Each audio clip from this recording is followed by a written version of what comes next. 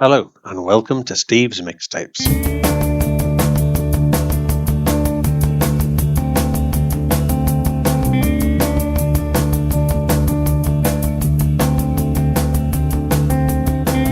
My guest mixer this week is a founder member of, and I say this without any hyperbole, one of the most important bands of the late 20th and early 21st century. Over 30 years, they were not only commercially and critically successful, but hugely influential. I've got a couple of quotations about them. No artist did more for noise rock's reputation. They brought it to a wider audience and became a beloved institution, despite the fact that the bulk of their catalogue features some pretty weird stuff. Their noise wasn't just unique, no other band could replicate it. And the other one I've got is they redefined what noise meant within rock and roll and what success meant for a band with experimental roots. In the unlikely event that you don't know which band I'm talking about, here's a little montage. Sunday comes along again, a perfect day for a quiet friend. You will set it free. Everybody's talking about the stormy weather. What's a man to do but work out whether it's true? Hardwire my heart. Hardwire my heart. Hardwire my heart. Dirty loose. Yeah, dirty loose. Dirty boots. In addition, he's released 9 solo albums, an extensive range of collaborations with artists such as Evan Parker, Yoko Ono and John Zorn, as well as writing a memoir, Sonic Life, in 2023. My guest mixer is, I'm delighted to say, Thurston Moore. Very nice to be here. Thank you for having me. Well, and thank you very much for your time. I'm just going to start by saying you started following me on Twitter a couple of years ago, which I was quite excited by, quite startled by. I'm going to presume that's because most of my content at the time was fall related. Is that right? Yeah, well, definitely. I am definitely, my wife was asking me what I was doing this evening. I said, well, it's part of the whole fall geekdom universe that I'm getting into. That's how I could explain it. And it made perfect sense to her. It's like, oh, okay, have fun. Well, we'll talk more about the fall later on in relation to one of your choices, which you probably worked out. But as you know, listeners, my guest mixer has to pick 10 tracks based on 9 criteria that I choose, plus a wild card, which we'll get to later on. Now, interestingly, for your Hit the Ground Running track, if you'd asked me at this stage, because you are about the 30-something interview I've done, to name some bands other than The Fall that might make a third appearance, I have to say Blue Oyster Cult wouldn't be one of them. But you are the third person to choose a Blue Oyster Cult track. Only one of them has been out so far. There's another one. I don't know whether are you aware of the Annotated Fall, the site that does all the Fall lyrics. Yes. Chris from there, I've recorded an interview with him. He chose a Blue Oyster Cult song. What's the enduring staying power of Blue Oyster Cult? I would imagine Marquis Smith would have been a Blue Oyster Cult enthusiast. Okay. I'm not quite sure what brings me to that, but I for some reason it seems like it would be music that would be up his alley as far as like an acceptable American band. Okay. Blue Oyster Cult to me, it was a band I certainly resonated with me like in the early to mid 70s. I mean, I'm 66, so I would have been in my 14, 15, 16 years old around that time. You're the right age for this sort of thing. Yeah, being born in 50, I was 10 years old in 68, so by the time I got into my teens, it was just pre-punk, and I was just like really interested in the more sort of radical notions happening in rock and roll. So any images you would see in magazines of weirdos like Captain Beefheart or the Iggy and the Stooges or something, you would wonder what it sounded like because it was impossible to find the records, and if you did find them, they really sort of delivered in such a incredibly strange way. Blue Oyster Cult was a band that I was reading about in the like Lester Bangs and Richard Meltzer would write about this band in Cream magazine at the time in the 70s. Richard Meltzer was actually writing lyrics for this band, and so I went in search of the 2 albums they had extant at that time, which was their first one, and this second one, Tyranny and Mutation.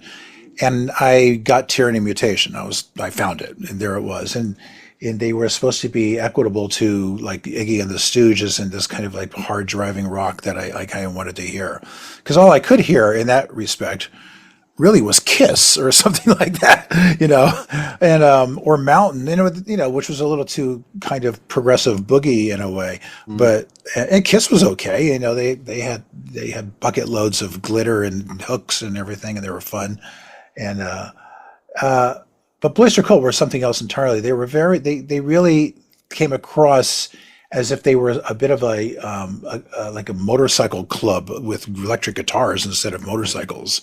They sort of had that aspect to them, and they wouldn't be messed with, That song, when you ask for a song, Hit the Ground Running, the first thing that entered my mind was like Hot Rails to Hell. Like that's hitting the ground running, That came straight to mind, that one. Yeah, it's sort of like Lemmy getting on his Harley and just like, taking off.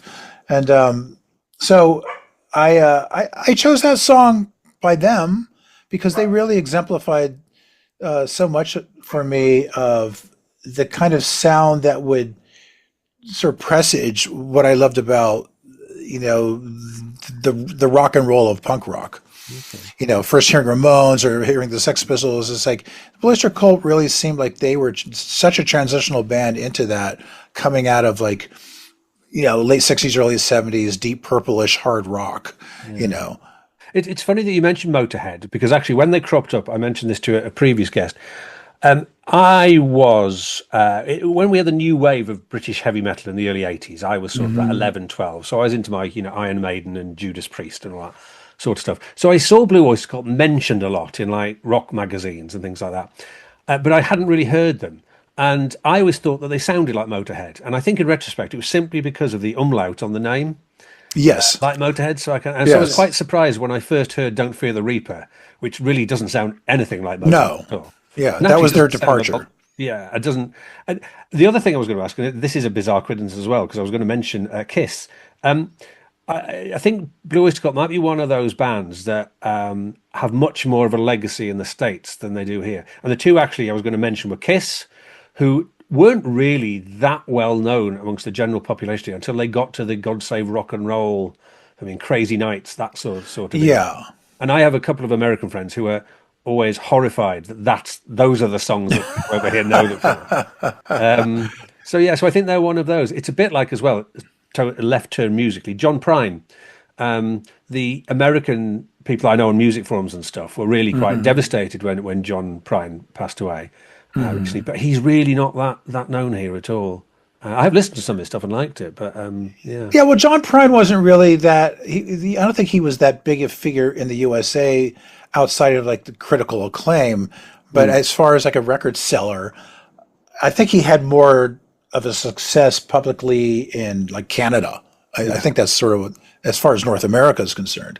Well, I was aware of John Prine being a figure in music, but I didn't know his music, and it wasn't something that I would see in people's record collections in bedrooms growing up so much. But I knew that he was taken seriously, and so I have yet to get into my John Prine moment. Because that's funny that you bring that up, because I've always thought like I should really check out John Prine someday. It's like I should really read Marcel Proust someday. Well, you always have that long mental list, don't you? Those artists, those authors that you're going to get around to reading properly. Anyway, let's get back to Blue Oyster Cult. Let's hit the ground running. This is them with Hot Rails to Hell.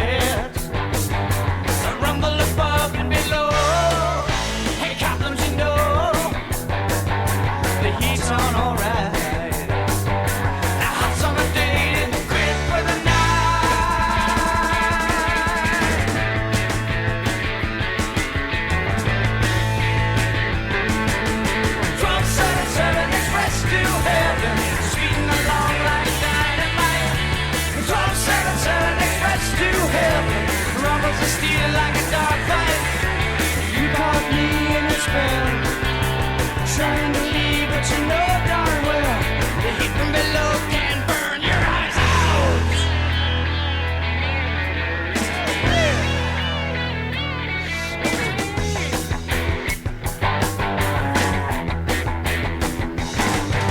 Blackened out eyes, scratched on the wall, stoned out looks from the crowd. The king will not know. Said the flash of his cars was sprayed with red.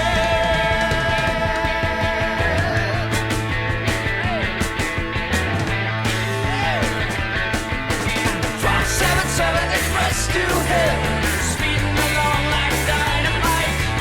1277 express to heaven, rumble to steel like a dogfight.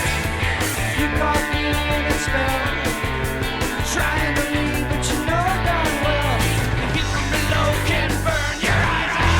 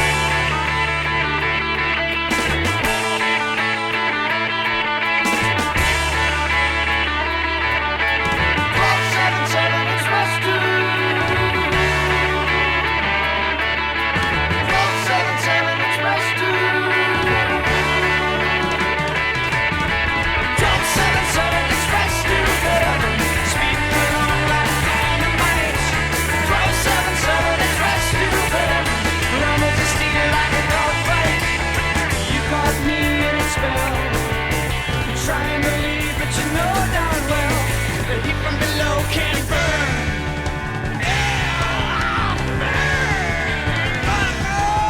Eyes out.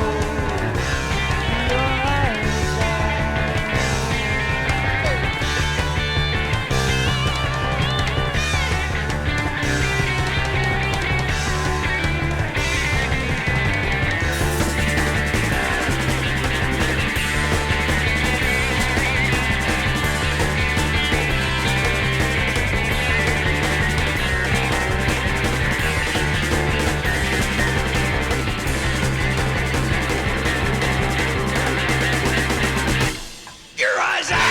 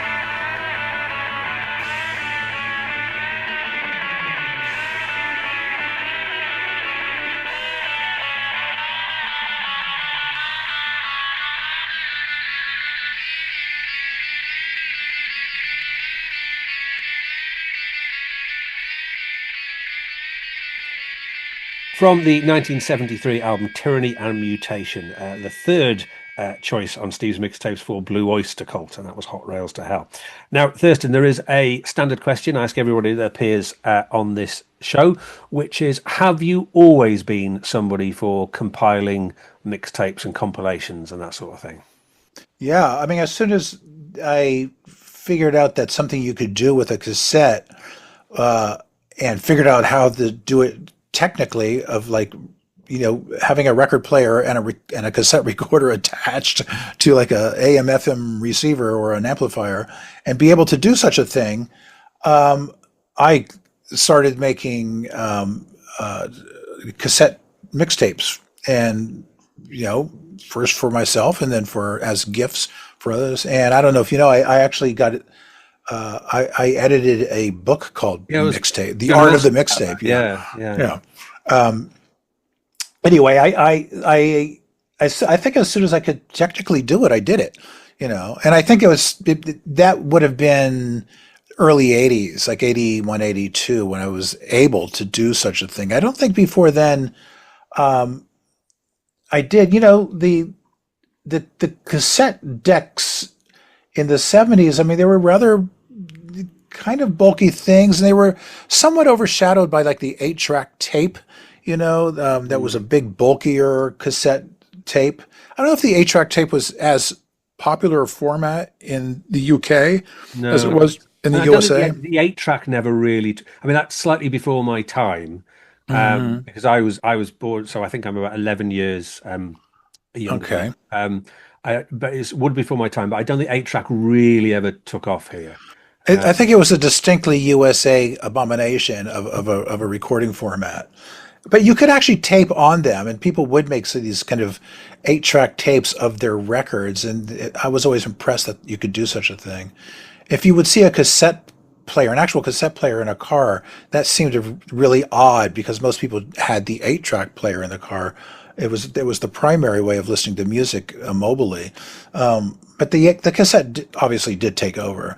So and you didn't really get the portable cassette players, the Walkmans, the Sony Walkmans, really until early 80s. And when they became affordable, we all had them. But at first they were these kind of, they were unattainable because they were rather expensive. But then they became more consumer friendly, and that's when you could really start making copies of records like directly to your play record Sony Walkman.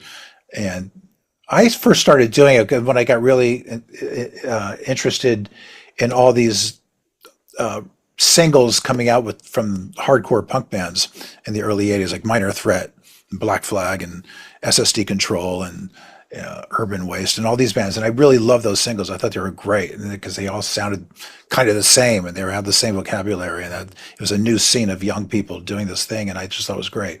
And I was slightly older. And so anyway, I started making hardcore mixtapes, because you could fit like 1,000 songs on one side of a C90. And then you have to write really tiny, like on the J card, like trying to fit all these "Why Be Something That You're Not" by Negative Approach, like in a really tiny little line. Yeah. Okay. And so we're moving on now to your something old choice, and you've gone for a bit of jazz. You mentioned in your book about Kim playing you Coltrane and Mingus albums in the early 80s. Was that a starting point in jazz for you, or were you into jazz before that? Well, to some degree. I mean, my awareness of it was pretty abstract. Hearing the name Thelonious Monk, I thought like that. What a great name! I mean, like what does somebody named Thelonious Monk sound like? And but I never really gave it too much credence until visiting like her parents' house in LA, and then seeing the records in the record rack that her mother and father had, and some that belonged to her when she was a teenager. Her name was on them, and it's like, huh. And they seemed really antique to what I was listening to. They were like thick cardboard sleeves, and these Impulse records. And I was also mostly intrigued. I was intrigued by looking at the records because I was actually able to sort of touch them and hold them and look at them and wonder about their otherness to what I was experiencing, with like rock and roll music and such. But it was also being on tour for the first time in a van and going through radio stations, and you're always looking for something, and you'd always sort of find, whatever station everybody was happy with. But once in a while, the jazz station would be on, and I would leave it on, just like, I really want to sort of dissect this, like what's going on with this music, because it's like it's almost completely instrumental music. And what fascinated me was that the DJs would always list every single player on the track. It wasn't like, this is by Led Zeppelin featuring Jimmy Page on guitar, Robert Plant on vocals, John Paul Jones on bass, and But jazz John buffs do Payne on that, don't drums. they? They'll Yeah, say, "Oh, I so like that album." They'll say, "Oh yeah, I love such as double bass work on that." yeah, so the jazz announcers would always announce every single player, and I thought, well, that's really interesting. I really like this kind of socialist equal value of like the record with all these players. That led me into wondering what that was all about, and that it was more about this interest in all of the players as opposed to the ensemble as such. Mm. So yeah, that looking at that record, we had a very close friend, and we still do in our community, our little micro community of Sonic Youth World, named Byron Coley, who's a music writer of note, and he edited Forced Exposure fanzine and magazine, and he's been a writer for years. He writes for The Wire, and Okay. but he was a jazz beau and a jazz collector, and he was the one who I had asked, like, can you make me a mixtape of jazz music while I go on tour my next 3 weeks out in a van? And he made me 6 cassettes, just jammed full of just like Mingus, Monk, Coltrane, everything you need to hear a primer. And that's where I really got into it, listening to this with headphones on, going to bookstores and finding all the literature I could find about the history of this music, and became completely in love with it, smitten with it, immersed into it, to the point where I just became scholarly and I was like, I have to read everything. And I started from Fletcher Henderson and went up to the point where I read a book called The Freedom Principle by John Litweiler, which introduced me to the avant-garde tendencies of the Art Ensemble of Chicago and Sun Ra, and into the European free improvisation scene of Peter Broadsmith and England's Derek Bailey and Evan Parker and Maggie Nichols and such.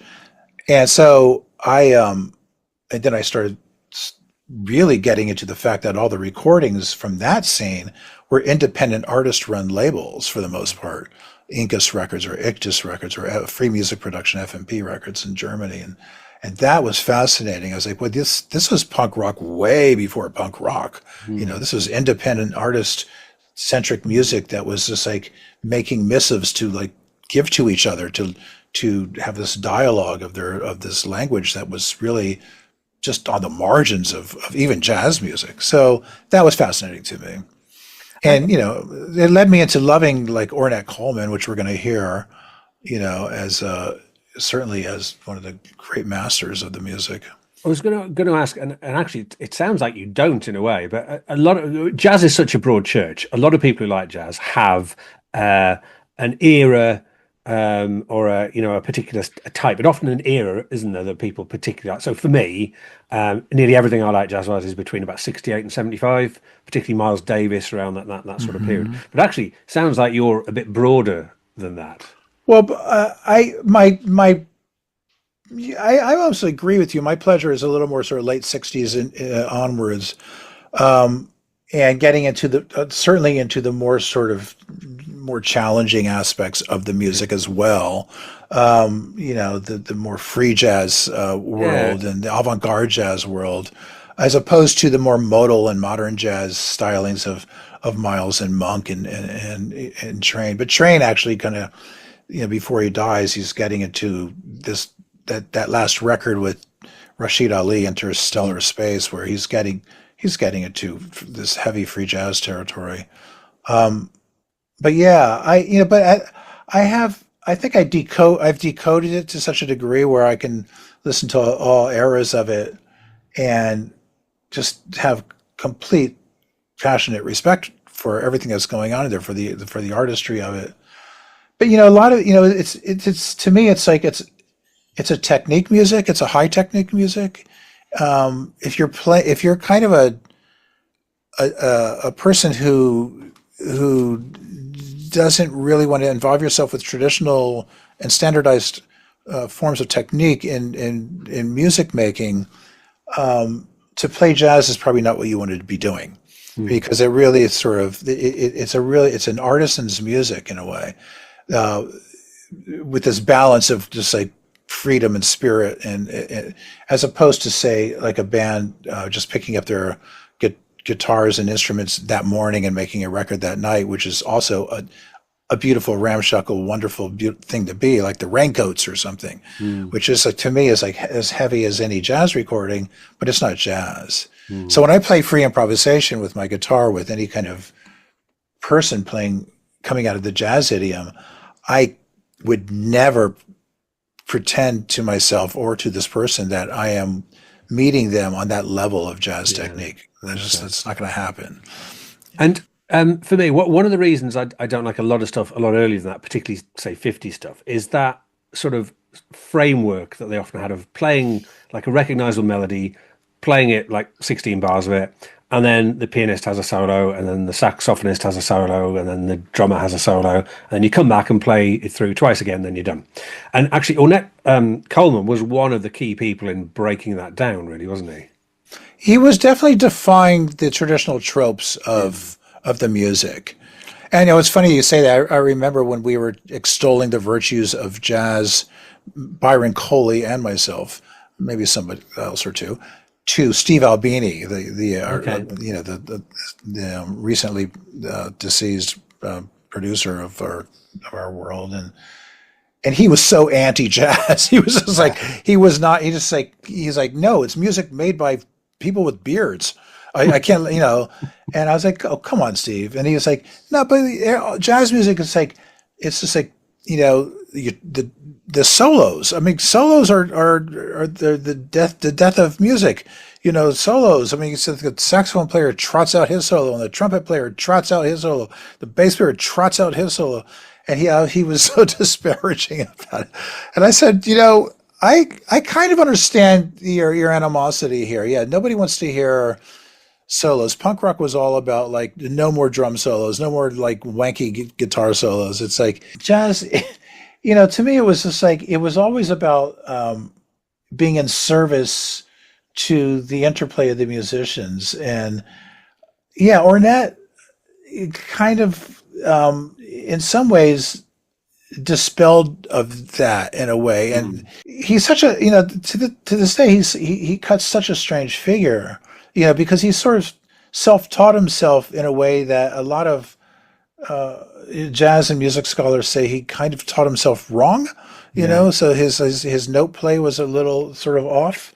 I don't really know like what that truth is with that, but it's very interesting where he created his own world of music within the context of jazz. Yeah, it certainly appealed to heavy jazz players like Billy Higgins and Charlie Hayden and Don Cherry, who kind of recognized him as being completely brilliant and a visionary of music, whether it's jazz or whatever you want to call it.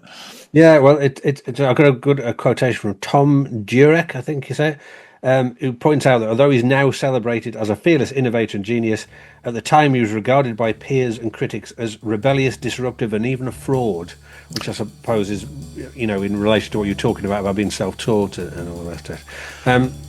Yeah, anyway, well, let's hear him out. This is from 1959, and this is Lonely Woman.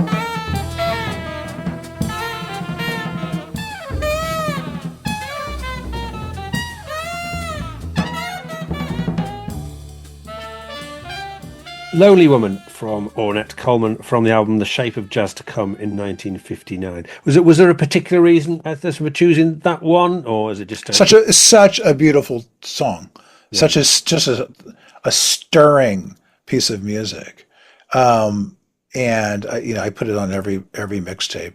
I'm thinking of our list of songs that we're playing, so I was also thinking dynamically of coming down a little bit into this kind of Lonely Woman, more sort of mystic sound. It's to me it's like it's a perennial. The Modern Jazz Quartet did a beautiful version of it. Even John Zorn, I think Lonely Woman is like an essential kernel of just like of his whole creative vocabulary with the alto saxophone, and I think he would agree with me on that. But yeah, I mean that's it's an astounding composition because in some ways it seems like it's effortless. It's almost ethereal in how it exists as a piece of music, and to achieve that as a songwriter, as a composer, it's almost as if it's really some magic at play. It goes beyond the notation of pen on paper with a staff or whatever. So that to me, it's just a beautiful and bedazzling piece of music. So next category is something new, and again another standard question is about whether or not people try to keep up with what's contemporary, and I'm fairly certain I know the answer with you is yes for that one. I looking back in your book, I mean, when you were living in New York and had very little money, it reads as if about sort of 25% of your money went on food and cigarettes and the rest went on records. Is that about right? I most likely, yeah. It's like, it was sort of cigarettes, onions, potatoes, and records. And I won't even say in which order that would have been, but. So are you still avidly buying records? Unfortunately, yes. Although I've been actually kind of attempting to go beyond the one in, one out way of collecting records. Kind of peeling them out. I find I don't really listen to records like I used to in my old age. I feel like in some ways it's almost like stamp collecting. It's just like these stamps that you kind of appreciate for all the other aesthetic values they have, looking at them and touching them and studying them. Listening to it is sort of like secondary or tertiary experience. It's like you've kind of decoded pretty much of what's going to go on when you put the record on the turntable or the CD and the CD player or whatever. But that said, I don't find myself actually sitting and listening to recorded music as I used to. So therefore, how important are these records in a record library to me at this point in time, especially when you can actually access just about anything you're curious about through digital media.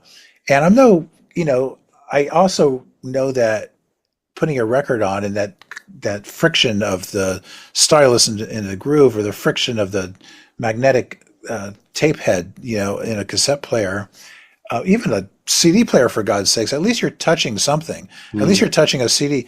That all of that vibratory relationship that you have with format and listening to music, it's just not there when you listen to digital music. It's just the experience of listening, and you're listening to sort of numerical digital music, so it doesn't have the bloody warmth of analog. So, in that respect, I find myself a little kind of at odds with like collecting records these days. And so, but I still do. My God, yeah, I still look at Bandcamp and eBay and Discogs and all these things. And when I'm reading about some group or, from whatever era, I'll if I get curious or intrigued, I'll go and see what records exist and which ones I kind of want and need, and there's different aspects about them that make me want to sort of connect with it in a really physical way. So I buy the record and I get the cassette. But I'm trying, I think I have to stop. It's been going on 66 years, too long. I sell through bulks of records, and then I acquire bulks of records, and I sell through bulks of records. And there's certain record dealers and record shops that I am acquainted with, where I call them up and say, like, can I just bring by like 400 albums, because I really need to get them out of here. They're falling on top of things here. Okay, well, your something new choice that you've gone for is something that's come out on your wife and yourselves record label. Is that right? That's right. So the Daydream Library series. Library series, yeah. Okay, so it's Devon Ross.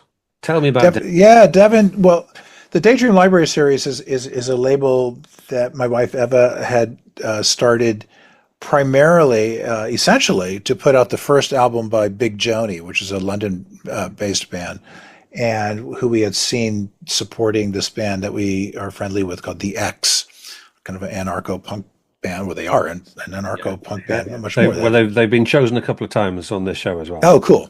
Out of the Netherlands, and Big Joni were supporting them, and we were so blown away by them. And we asked them, like, how come we don't have any records at the merchandise table? And they said, well, we don't have any records. We recorded one, but nobody will put it out. And my wife Eva said, well, I'll put it out. And I was like, no. Because I used to put out quite a few records on Ecstatic Peace Library, or Ecstatic Peace records and tapes. And then Eva and I started putting books out on Ecstatic Peace Library. And she always had this concern called Daydream Library. And so one thing led to the other, where we went to Cargo Records, who I had worked with, and I said, let them do the manufacturing and distribution, and you just take care of the band itself, and getting the record, the parts made and all this kind of stuff. And so that record came out. But so we put a few things out.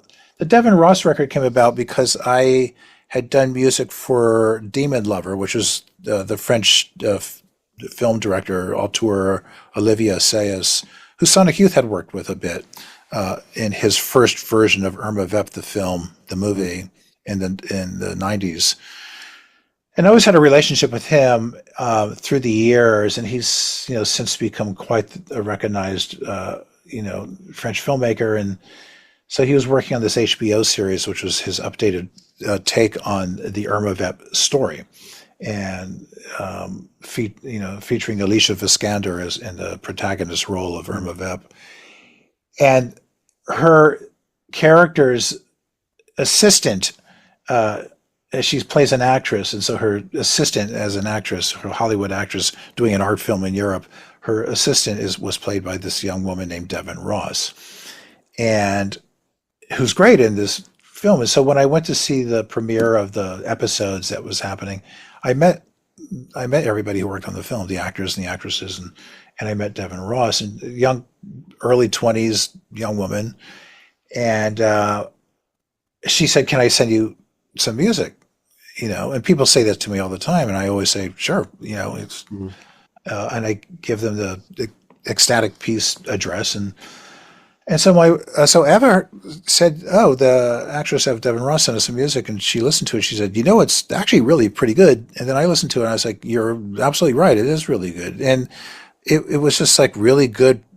It was really good, sort of like just rock, like, I don't know, Sonic-y rock music. I was going to say, it does sound a bit like Sonic Youth. Yeah, well, there was that. I mean, definitely she was like, obviously somebody who liked our band, like Sonic Youth, but there was a lot else going on in there, and I just thought it's not just like a rip-off, right? Oh no, I wouldn't be interested. If it was that, I would not be interested.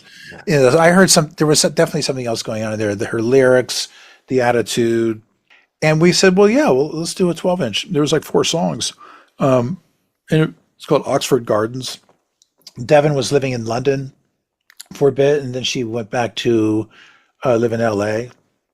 Her father kind of helped on the record, and he's the guitar player in Lenny Kravitz's group, Craig Ross. And so Craig Ross is this kind of well known songwriter, guitar player with Lenny Kravitz. I think Lenny actually was the rhythm section is called the Shimmer Twins on the record. That's pretty much her dad Craig and Lenny playing drums. But we didn't want to monetize either of those people, so they're called the Shimmer Twins on this record.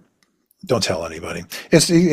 Craig Ross does get a mixing credit on it, and so, but she's somebody who grew up in the world of that kind of rock and roll world, like touring and playing in these kind of like, large theaters, and seeing that happen, but also going into like seeing basement gigs and just loving all kinds of classic Rolling Stones, Kinks, rock, as well as Sex Pistols, Clash rock, as well as sort of arty kind of like, Gang of Four pop group rock, Sonic Youth rock.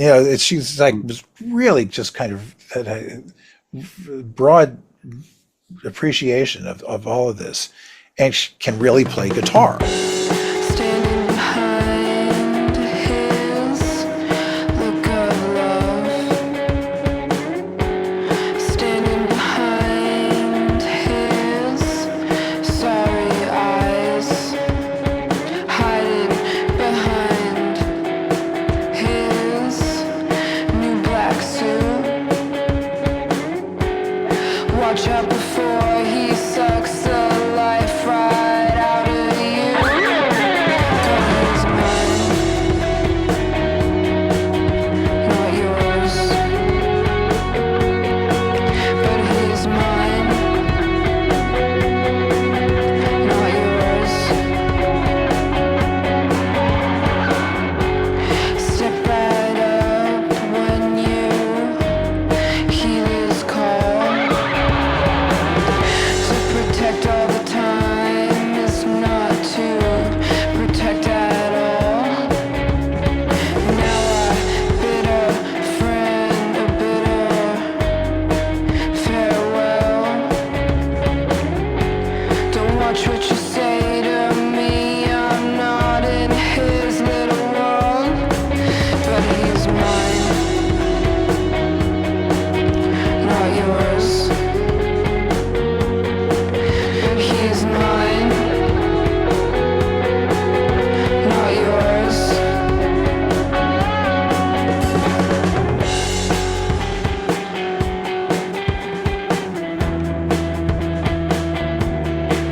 But he's mine, not yours.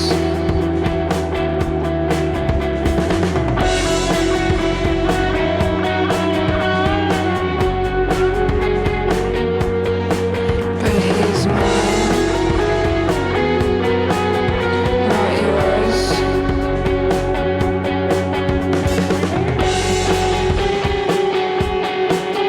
Not yours.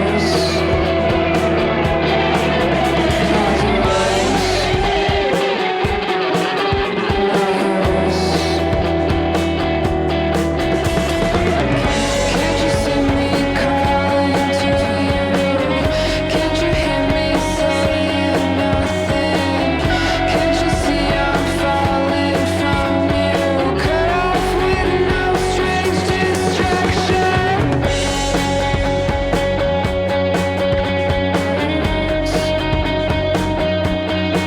'Cause he's mine,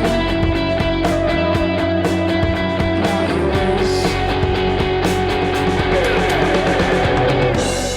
From an EP called Oxford Gardens, released last year. That was Devon Ross with Mine, Not Yours. Right, now, speaking of self-serving, we've got a Sonic Youth song next. So, you went in to record a Peel session, one of three that you did. This one was just before Daydream Nation was released, I think. Before I ask you about the actual song, did you meet John? Because I'm guessing you didn't meet him at the sessions because he didn't normally get involved with those, did he? So did you meet John Peel often? I have met Peel, but my meeting with Peel was interesting. It was brief, but interesting. Now, he was never at the sessions. You would make the sessions with the engineers there, and for us to come in there as these kind of a little bit loose nut kind of New York American musicians coming in there who didn't really know how to play properly, quote unquote. And just, I think one session we did, we're just like, well, we've decided to make up songs on the spot. Well, that didn't really fly very well with the engineers. They're like, wait, what are the names of the songs? It's like, well, we'll tell you after we do them. And so it was a bit of a tense session. One of my favorites, by the way. But this particular session was we had decided just to do Fall covers. Peel wasn't there for that, but we knew the Fall were Peel's favorite band, and so there was a lot going for it at that point. I met Peel at a not Reading Festival, the Phoenix Festival, which was a short-lived kind of alternative to Reading Festival for a while. And we played the Phoenix Festival, and we were, we were sort of co-headlining with Hole or something like that day. That's what I seem to remember. I remember it being us and Hole and God only knows who else. And when we took the stage, I heard the jazz record that I had done of Frank Lowe, the jazz saxophonist. I did a one-sided 12-inch on Ecstatic Peace, my label, of the musician Frank Lowe. And it's a beautiful record of him doing a jazz standard out of nowhere. And pretty obscure record, only made a couple hundred copies of it. And we walk out on stage and I hear it coming out of the front of house sound system. And I'm just amazed, like, oh my God, like, is this the Frank Lowe record I did that nobody has? And I look over on the side of the stage and there's John Peel with headphones on playing this record. And I was like, how cool is that? And I guitar ready to go, the plugged in. And I just kind of like bolt over to him. And it's like, I can't believe you're playing this record. This is like, I'm so proud of this record and nobody knows about it. And he just looked at me and he was just like, he goes, it's a wonderful record. Thank you for making it. He's just the kindest gentleman, And that was the only time I met John Peel. I did go to his house after he had passed away to do something at the John Peel Center. And I got to witness his record collection all strung through his house and in the barn in the back, and the thatched hut barn. And his wife and children took me for a guided tour of all that before it all got sold off. And then there's a whole new auction going on right now of John Peel. I've seen that online. Yeah. Anyway, he was wonderful. But so we thought we would kind of try to appeal to him by doing this Fall Peel session of just doing Fall songs. And did you follow the Fall's career all the way to the end? No. I mean, yes, but I wasn't buying the records and really sort of paying complete attention to it. But, moving to London 12 years ago, and the guitar player that I've played with the most here, James Edwards, is massive Fall enthusiast. So he would keep me up to date because he would listen to every single song, every single album up to the end. In fact, he saw one of the last two shows the Fall did and came back saying it was one of the greatest shows he ever saw. I was like, really? That's fantastic, You must get them all, as somebody said in a book. Oh yes, of course. It's just like the Fall. You can't be indifferent with the Fall. I mean, it's like you either love them to the almost obsessive degree, or at least get it enough where you appreciate them fully, or you just cannot take it at all. And so, there are many bands in the world that I am ambivalent about. I would say, but I think it must be hard to be ambivalent about the Fall. When my wife Eva first moved to London and I was still in New York, and she called me and said, "You know the band The Fall?" I was like, "Of course I know The Fall. I mean, they're like the greatest band in the world." And she said, "Well, they're playing at Islington Assembly Hall tonight. Should I go?" I was like, "Yeah, I should definitely go." Blah, blah. And she went. Okay. What year was this? Oh God. I mean, it would have been 10, 11 years ago. Okay. Yeah. And so the next day I called and we were talking, but she didn't mention anything about the gig. And I finally said, well, "Did you go see The Fall last night?" She's like, yes. And And I said, how was it? She goes, well, the singer came out and he kind of had his back to the audience, and then he started unplugging everybody's equipment, and then and I was like, oh yeah, and she said the keyboard player was this woman, and she had her laundry with her, like underneath her keyboard, like, and there was something very display. There was something really wrong about it, this gig, but people seemed to really like it. But I think she kind of skedaddled out of there. And I told Paul Smith, who did Blast First Records and put out Bad Moon Rising, all these Sonic Youth records. He used to work in the context, with Mute and Rough Trade and everything. Paul Smith is involved with Double Vision and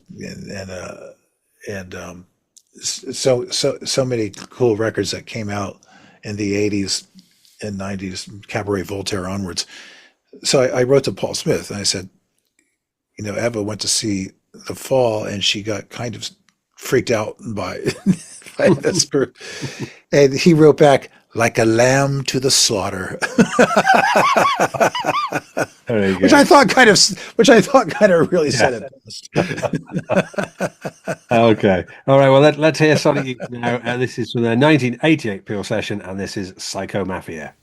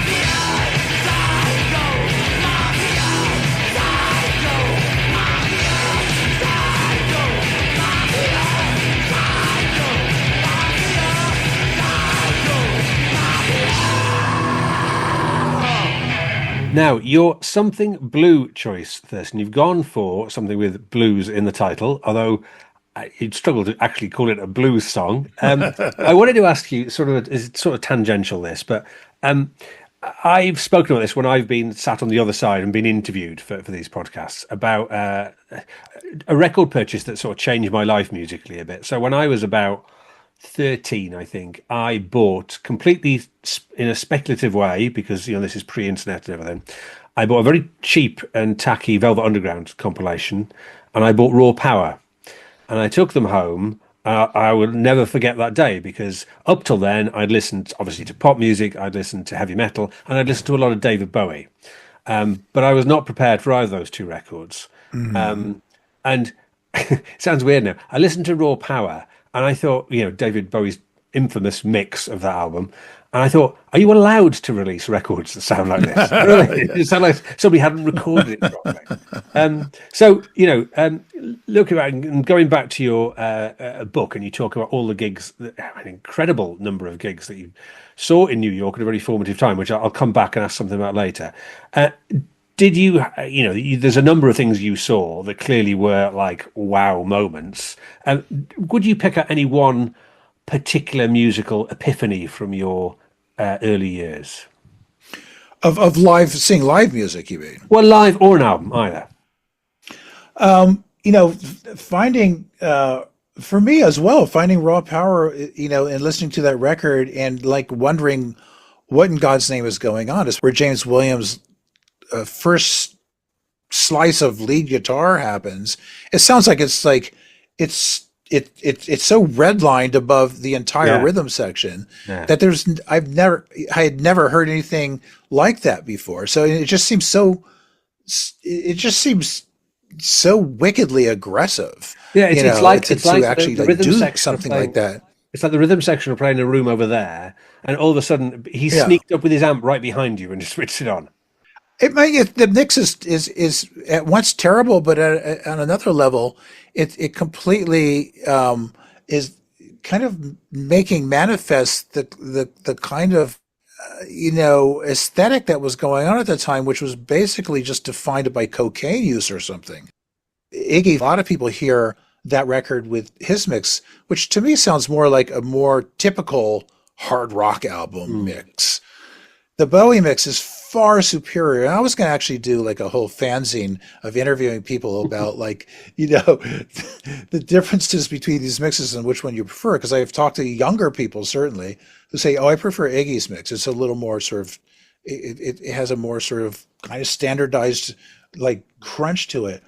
Whereas Bowie's mix just sounds, it sounds like, somebody stumbled into the studio and fell on top of the mixing board and like, there's your mix.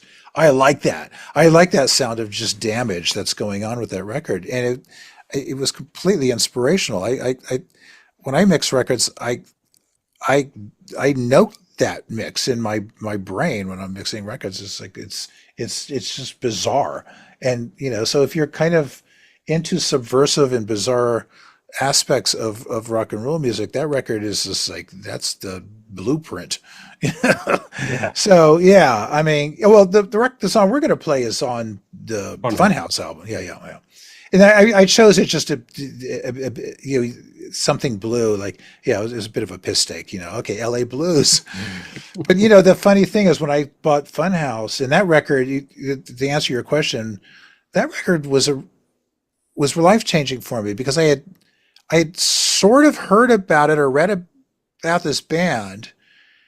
I had heard the first album, I believe, but it was so sub-mental in a way. That record was just like, it took me a while to process what was going on in the first Stooges album because it was almost like this unchanging, repetitive record in an era when dynamism was so glorified with, prog rock.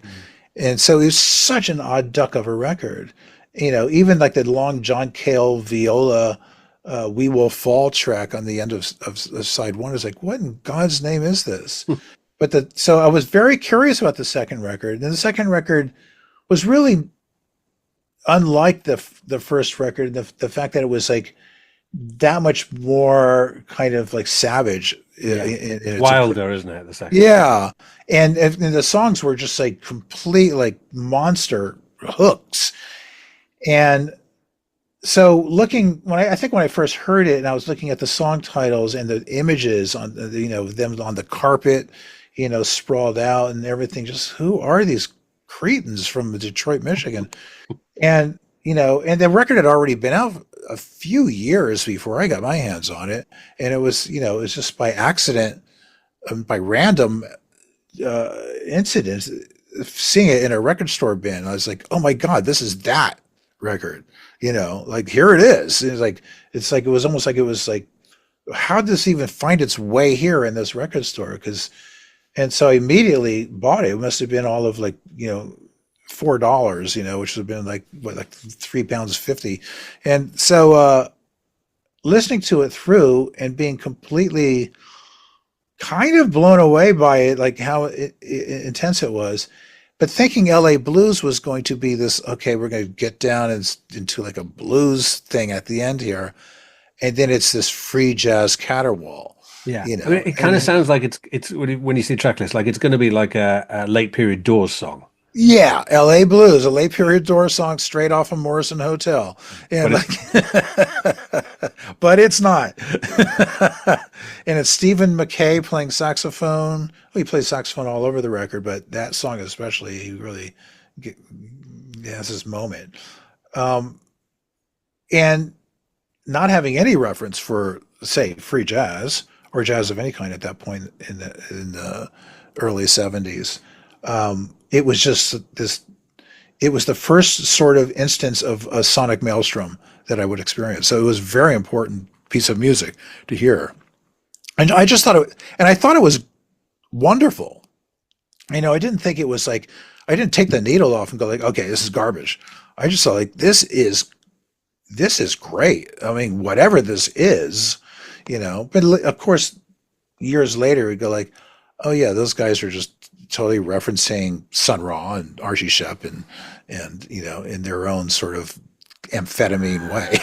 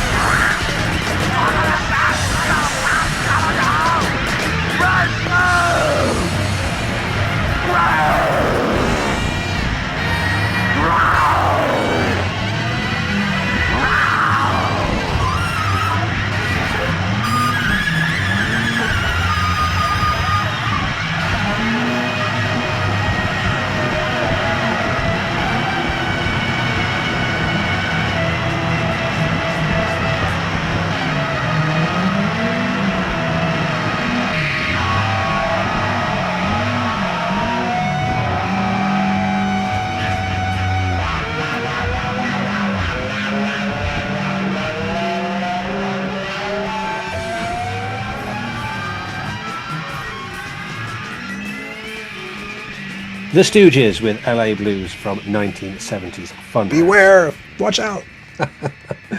Now, you mentioned quite recently that you moved to the UK a few years ago, and it's interesting. I'd written this question down in advance. If there were any sort of UK or British turns of phrase or cultural behaviour you've picked up in your time living here. I note that you've already used the word wanky and piss take. Very, very much Britishisms. So are there others you've picked up? Probably piss take, yeah. Yeah, I mean, I try to sort of fit in. I like also having the distance of being slightly alien, in a culture. I never had to experience that, as far as like living amongst people who weren't American. But I feel like, as Nick Cave said in that film they made about him, you got to drop your anchor somewhere, and I feel like, it's just like I feel like the world is this kind of borderless home that I have the privilege of being able to sort of live in. But I love it here. I mean, my God, I mean, there's no guns here, really. Yeah. I mean, there's no Trump here, except for Nigel's sort of coming up strong, isn't he? But these things, I think I've always been a bit of an Anglophile, as I say. But again, if somebody told me 30 years ago you would be living in London, in 30 years, I would say that you're crazy. And a lot of times on tour, when we would come to England, it would always be this inclement weather and blah blah blah. And it's like, how could anybody live here? But it's not that at all. And I love the antiquity of England. I think when I first moved here, when I was scouring bookstores all across London, and there was one gentleman who worked in a sort of poetry-centric bookstore, Cecil Court, here in London. I was talking to him about how I would spend hours just on the upper deck of any bus I would get on, just to sort of try to glean the geography of the city. And he was just like, that's a good thing to do. He says, the history, the Roman history of the city just goes so deep beneath the cobblestones, and it slowly reveals itself to everybody quite distinctly. Anyway, the reason that I went to this UK themed bit is your Take It Down choice. So you're taking the mood down a little with a British artist, one from Nottingham. It's Anne Briggs. So how did you first get into Anne Briggs? I started getting into sort of that era of late 60s, early 70s, mid 70s British folk music. Like, I guess it's more kind of like folk music, revival music, with artists such as Anne Briggs and Bert Jansch and just Whiz Jones, and people who were, diving deep into sort of old country and folk music, from that was all sort of located in the folklore centers, and sort of recording these songs, because a lot of the songs were never actually sort of electronically recorded, so much. So you had a record label like Topic Records in England that was like documenting a lot of this song artistry that was just oral. And so now we could actually sort of do recorded interpretations of. And so you had these young people coming out of sort of 60s hippie and rock culture, who had an interest in that history of music, and had the wherewithal to do interpretations of it. And of all the interpreters that I've heard on a lot of these recordings, it would have to be certainly Bert Jansch and Anne Briggs, who I found to be the most striking and kind of genuine in their interpretations. Genuine in the sense where they were really honoring what was probably the most truthful aspect of that music from its source, but also giving it the contemporary vibe of who they were coming in their culture, of their particular youth culture of 60s, counterculture and radicalism. And so it made that music to some degree up to date and very kind of sort of modern, even though it was this kind of old music. And that said, I just thought the voicing of Anne Briggs to this music was just extraordinary. I mean, I just found her voice to be like one of the most beautiful singing voices I had ever heard. Drawing water from the well and spilling over on the ground. Walking home, my heart is filled with pain. You go your way, my love. You go your way, my love. You go your way, my love.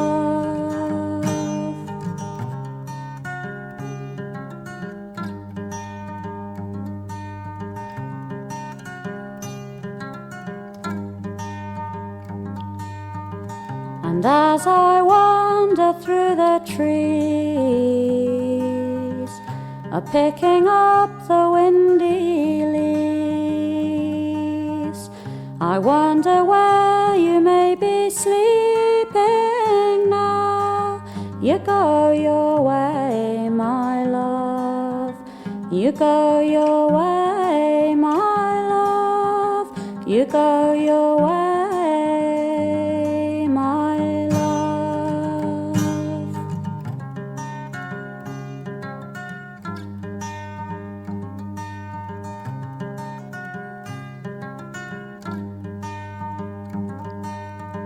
And may the west wind speed your travels, and the sun be on your hair, and make believe I'm with you all over there, my love. You go your way, my love. You go your way, my love.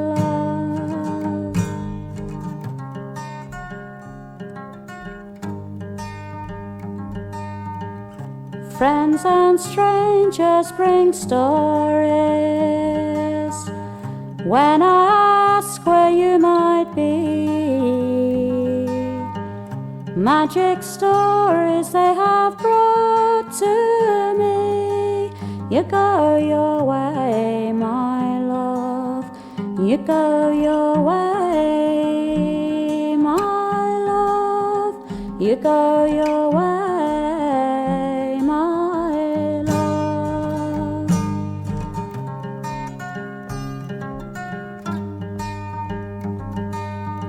And as I sit mending clothes that you will never ever wear, looking daily for you I do prepare. You go your way, my love.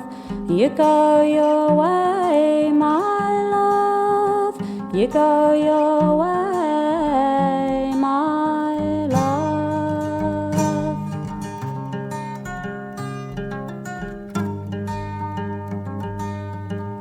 Drawing water from the well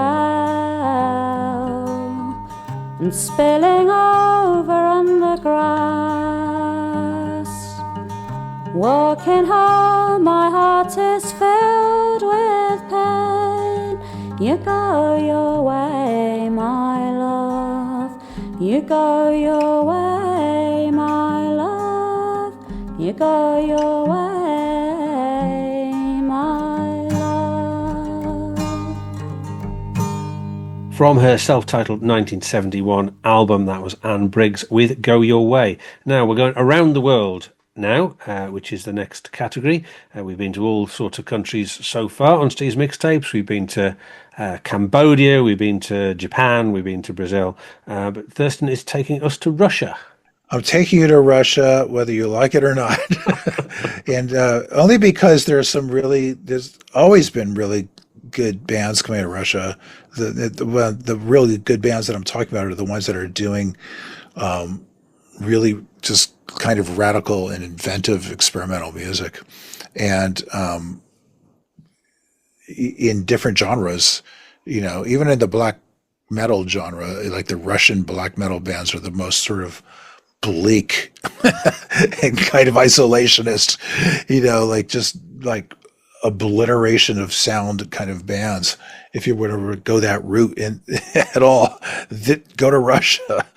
But you know, there's I found out about this band Fanny Kaplan through somebody at somebody who was working at Rough Trade, and I was like going through some punk record bin, and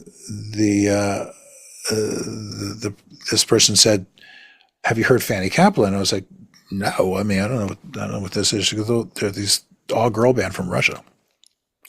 And they're really good. You should check it out. I think you'd like it." And she was right.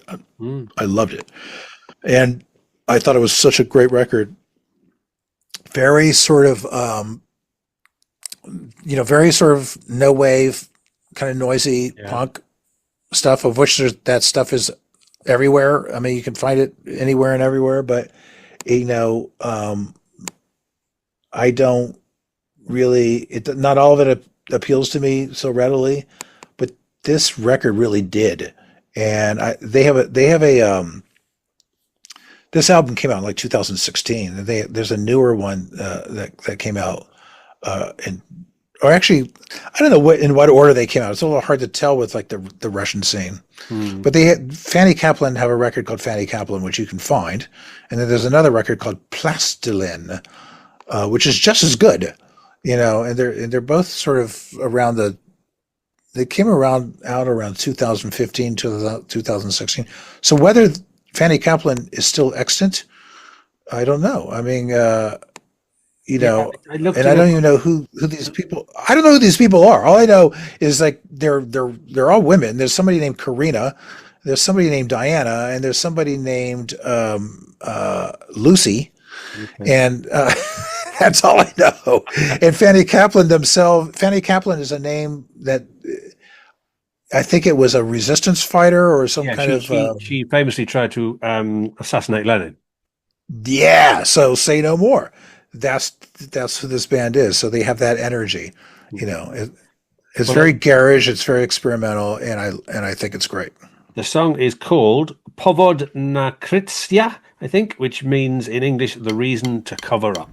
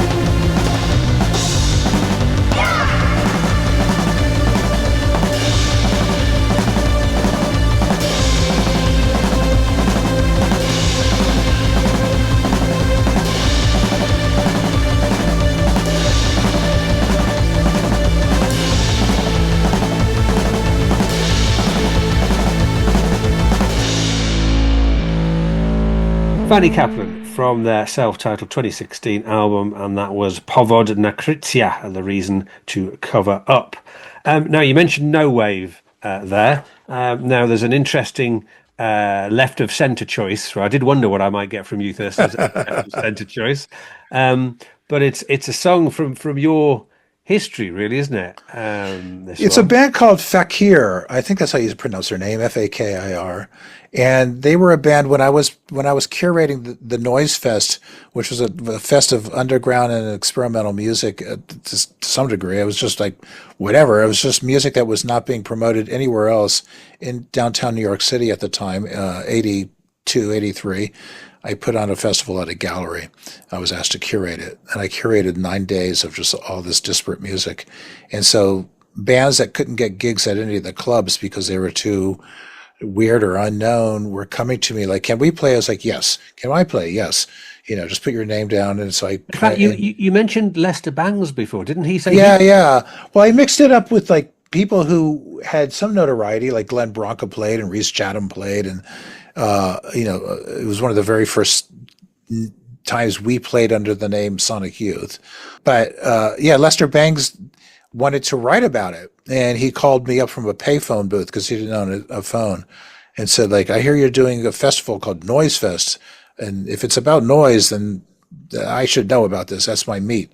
And I was like, okay, and I talked to him and I was like, I can't believe I'm talking to Lester Bangs on the phone right now. And the fact that he doesn't have a phone, he's calling me from a phone booth and I have about 5 minutes left before this phone hangs up on him. And, I said, why don't you play? Yeah, I know you've had a band that played at CBGB's and you have a single out. And he goes, I don't have a band anymore. And I was like, well, why don't you just come and play something or read or whatever, and I'll list it. And I listed it as the Lester Bangs Explosion. He's like, yeah, sounds good.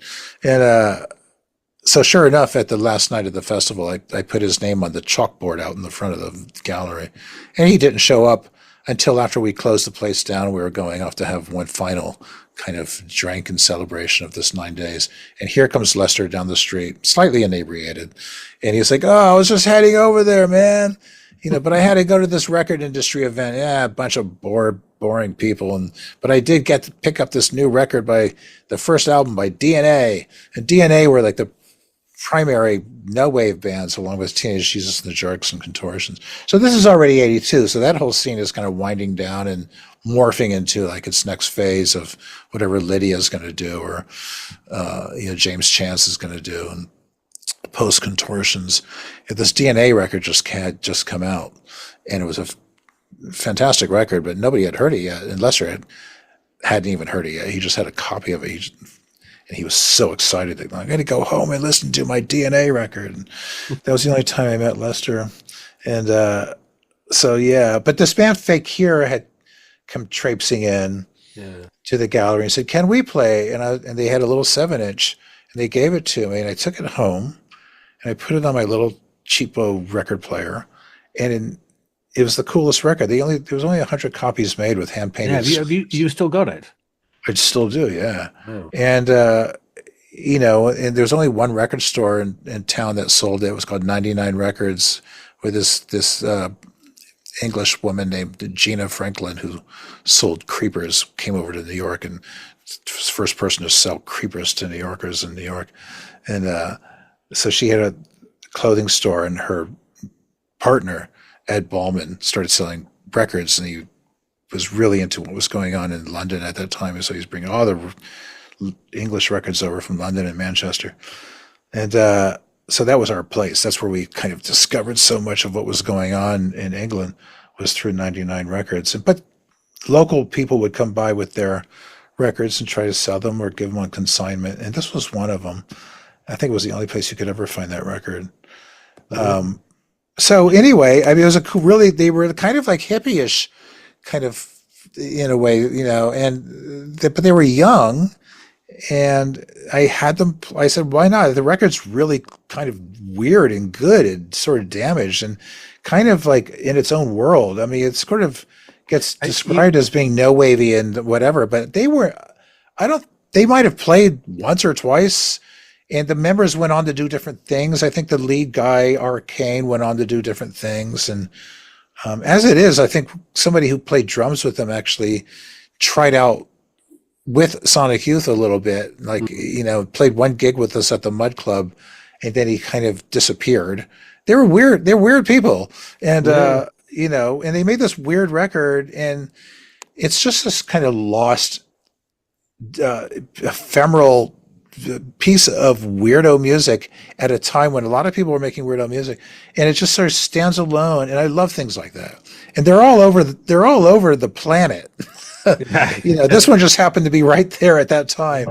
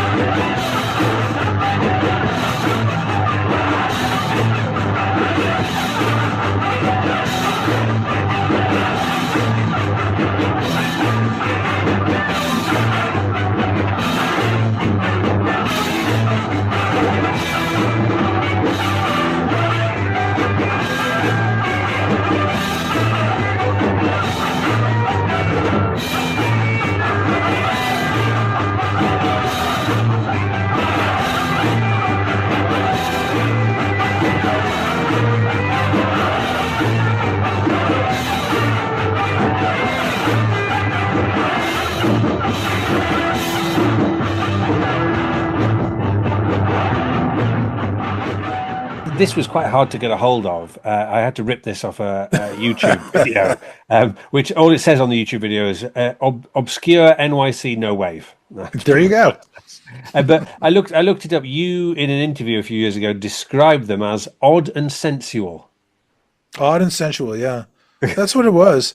I remember the bass player, it was a young woman named Janine Gentile. I was like, okay, is that your punk name or is that your real name? Right, now your wild card choice. Now I happen to know, because I looked it up, I sort of came across this by accident. This was your favourite album of 2021. I love this record. Yeah, it's a group called Seafoam Walls. Yeah. And again, a little self-serving because we put this record out, but we put it out because we thought it was great. And I spent some time in Miami, Florida, because that's where I was born, and I have family there. Not so much anymore, but I do go there. And during the pandemic year, I spent a lot of time there, and that's where I actually started really writing in serious, giving serious hours to writing Sonic Life, the book I wrote. And so while I was there, I kind of poked around it, at what was going on in the music scene. It's a bit of a weird scene in Miami. It's either like hardcore, like disco bangers, which I love, but I'm not going to go to these gigs so much. No. But there is like this kind of underground noise scene that was around this club called Churchill's that this gentleman named Rat Bastard would curate a lot of music at. And there's some cool record stores there. There's all kinds of different scenes there. So there is this experimental underground sort of post-punk scene that happens in Miami, Florida. And we kind of sniffed around it a bit, and we saw this band called Seafoam Walls, which was basically centered around this young Caribbean African American gentleman, Giant Bertrand, who was obviously the chief songwriter and playing guitar and singing this beautiful music. It was really like really sort of light and swinging, but it had this edge to it, and it was somewhat odd and extrapolated. And again, no records. Can I buy your record? We don't have a record. I was like, well, we'll put a record out. He's like, okay. And so we just like, it's a bit of a blatant localism thing. It's like, it's great to sort of like be where you are, wherever you're living, and sort of like,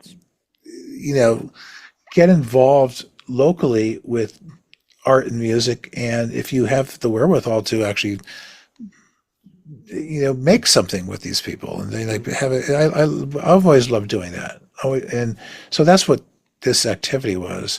And so his group is called Seafoam Walls, which is a funny title for a group because that is the color. Seafoam green is kind of the color you see all over Miami in a way. It's just like this kind of like natty seafoam green, like beach color.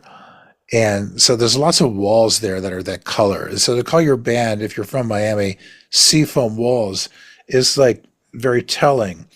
So Giant Bertrand made this record with his group, Seafoam Walls, and called it 16 for some reason, XVI. And we put this record out, and I think it's a beautiful record. I always send it to people I know who I know are listening. I send it to the producer Kramer, and he's like, "Wait a second, what is this? This is fantastic." I really like this album. What's really refreshing about it is very rare that you hear an album and you genuinely think, "Oh, this doesn't really sound like anything else." You might hear a record you love, and you say, "Oh, I can hear a bit of Stooges or The Fall or whatever in there." But you don't often come across an album you think, I can't really place a reference here at all. He's very curious in his own references. I mean, he's really, on one hand, he's really into sort of the world of like Prince R&B, and on the other hand, he's really in love with like My Bloody Valentine. And so he kind of self-describes his music as Caribbean shoegaze. Well, the other thing I saw written in a review was Caribbean jazz gaze. Caribbean jazz gaze, yeah, that's what somebody called it, that, and which is makes sense when you listen to it. There's a bit of a Caribbean jazz gaze thing going on here.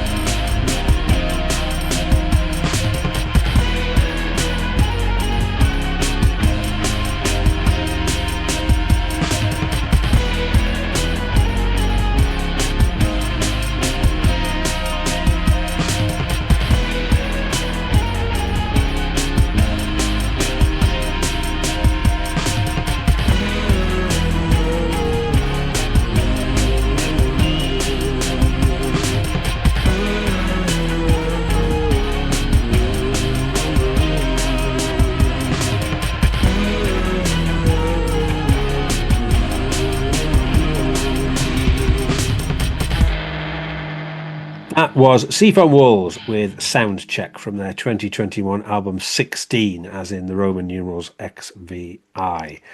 Okay, so we're on the final furlong now. We're heading towards your finale track, but I feel it's only polite to give the opportunity to give a plug to any projects or records or anything you've got, either you or your label, coming out in the near future.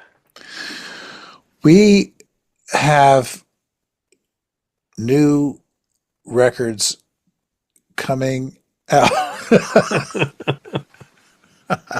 Do you want a minute to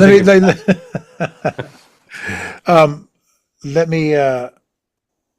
Nothing new. I'm working on a new record that'll come out in the new year of 2026 for sure, and I hope to get back on the road again because I haven't really done too much touring. At the same time, I'm not really looking to do much touring. I sort of like staying solitary and staying in one place these days. And I'm working on a new book, a novel of fiction, Okay. and that takes place in the early '80s downtown world of New York City. But you write what you know. But it is a work of fiction about some characters. Thus, I did some new music for a forthcoming Olivier Assayas film called "The Wizard of the Kremlin," which is again featuring Alicia Vikander and Paul Dano, and did some music for that, which has been kind of fun. I'm always looking to do music for anybody's kind of film ventures, which I always enjoy doing. And I'm always sort of making weird noise music with people. There's a couple albums coming out in the new year. One's a collaboration with the noise artist Carlos Gaffoni. There's another one, a collaboration with Kramer, who now goes under the name of Bonner Kramer. We have a duo record coming out. Devin Ross has a new song that we put up on our site that's not on the record. We work closely with Big Joni. Big Joni's going to be playing a concert with me in London in September. They'll have some new music that they'll be performing. Okay. We have some book projects that we're working on that will be announced at some point, but I probably won't announce them now because you know how sensitive publishers are. Yeah. You weren't supposed to announce that, and things like that. But I'm generally I'm really. You sound like you're keeping busy anyway. Yeah, I'm keeping busy. I mean, at some point I keep seeing like people, my contemporaries from the last 30 years, 40 years, like out and about on the road and touring and doing these, like these massive long 3-month tours. I'm like, oh, and so there's some pull of like towards why am I not doing that anymore? Like they're having all this fun. It's like, wait a minute, it's not fun at all. It's exhausting and exasperating, and you can't do anything but, So I like right now leading more of a quiet life of actually concentrated writing and composing, and that's kind of I'm totally okay with that. Right, your finale song. Why this one? Well, I figured that since we started out with such a burner like the Bloister called Hot Rails to Hell, we would go out with another burner. And I've always loved this song, Looking at You by MC5, particularly this version, which is like the single version on their original A Squared label. I've got the right one, don't worry. Yeah, yeah, because it's just unbridled. It's just sort of like, it to me, when I first heard this song, probably in this version, I probably didn't hear it until I think 79. Around 1979, there's a bit of a bootleg version of this record. The original A Squared version from the 60s was such a rare 7-inch. I mean, it's just like it's a real record collector scum record. You can't find this record. I mean, now you can, but back then, no. And then so there was like this kind of gray area bootleg of that single, and I remember getting it and playing it and just like thinking like, oh my god, this is fantastic. It was just like feedbacking guitars and like just I was going to say there's 2.5 really absolutely blistering solos on this, aren't they? Yeah, they're just like in full animal mode, and it just made me think like, where did this is like such a lost like piece of just like incredible noise rock music, because even like listening to Kick Out the Jams, which is like this live record they did, and then their second album, which is like a really sort of very contained document of their songwriting at that time. Good songs, but very sort of like I said, very constricted and contained. And then the third album was slightly all over the place. But this thing was just like, God, this is the record that if the MC5 had made an album that just like was that kind of playing, it would have been a whole other story, But so it's just like it's all encapsulated on the singles. Everything you thought a band like that are supposed to sound like, and they do. This is just blasting music. So it's a good ending song. It's a good way to just blast off with.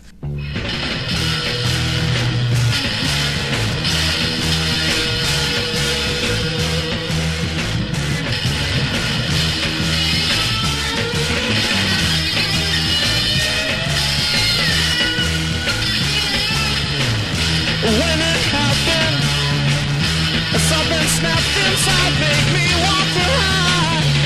All alone on my own, all alone on my own. Hey, I stood up on the stand with my eyes shut tight. Didn't want to see anybody. Feeling happy, having a good time now, yeah. Doing alright, doing alright. Doing alright, doing alright. Hey.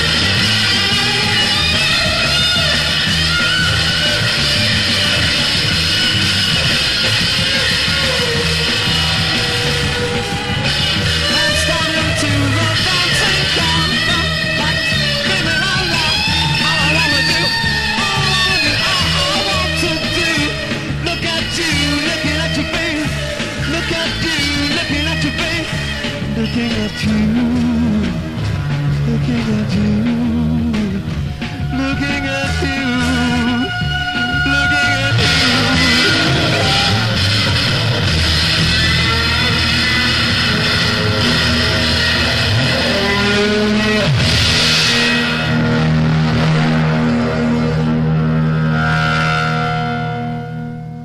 MC5 with Looking at You, a single from 1968 and the excellent finale of the mix of my guest mixer this week, Thurston Moore. So it only remains for me to say, Thurston, thank you ever so much for coming on, and thank you for being so generous with your time. I mean, you talked about all those projects you're involved with, but you've given me an hour and a half of your time, which is well above average, but it's been a real pleasure to meet you, a real pleasure to talk to you. And yeah, so I look forward to editing this and getting it out there. So thanks, Steve. Thanks, Steve, so much. I can't wait to hear it.